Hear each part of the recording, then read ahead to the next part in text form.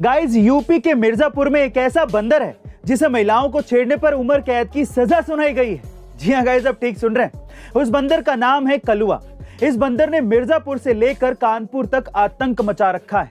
दरअसल इस बंदर को तांत्रिक ने पाला था और इसे बिगाड़ने में भी उसी तांत्रिक का हाथ था। ये बंदर इतना शरारती था कि तकरीबन 250 महिलाओं को काट चुका था।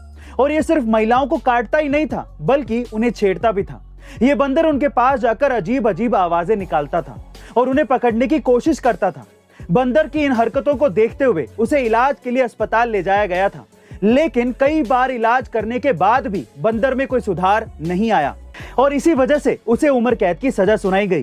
गाइस, क्या आपने इस तरह के किसी बंदर को अपने आसपास देखा है? कमेंट सेक्शन में जरूर लिखिएगा। बड़ी बड़ी कंपनियों में जॉब के सपने हर किसी के होते हैं, लेकिन एक महिला ऐसी भी है जिसका सपना काम वाली बाई बनने का था। और तो और अपने इस सपने को पूरा करने के लिए उस महिला ने 40 लाख रुपए सालाना की जॉब तक छोड़ दी।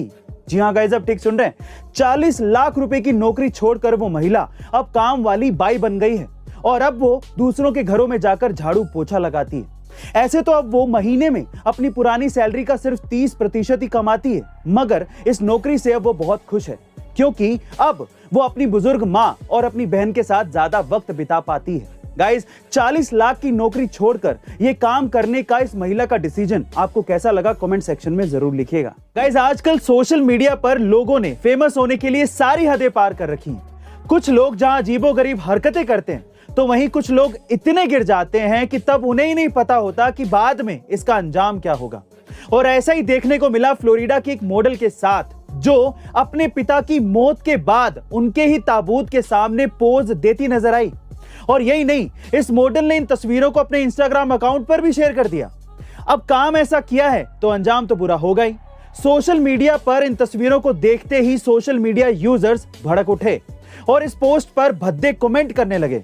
बात इतनी ज्यादा बढ़ गई कि मॉडल को अपना अकाउंट तक डिलीट करना पड़ा। गाइस, सिर्फ फेमस होने के लिए सोशल मीडिया पर इस तरह की हरकतें करना कितना जायज है? कमेंट सेक्शन में जरूर लिखिएगा। विश्वास एक ऐसी चीज है जो आपके जीने के मायने बदल सकती है। यही वो चीज है जिसकी वजह से लोग पत्थर की मूर्ति को भगवान समझ के पूजते हैं और उनकी मनोकामनाएं पूरी हो जाती हैं। अब विश्वास आपकी जिंदगी में कैसे परिवर्तन ला सकता है, इसको एक कहानी से समझने की कोशिश करते हैं। एक बार क्या हुआ, एक गांव में एक व्यक्ति बड़ा बीमार था क्योंकि उसे टीबी था। बीमारी ज्यादा बढ़ने की वजह से वो अपने गांव के ही वैद्य के घर पे पहुंचा। अब जैसे वो वैद्य के घर गया, उसको पता लगा कि वैद्य जी घर पे नहीं है, वो खेत में काम कर रहे हैं। तो वो खेत पहुंच गया। अब खेत में जाके उसने वैद्य जी को सारी बात बताई कि उसे क्या बीमारी है, क्या प्रॉब्लम है।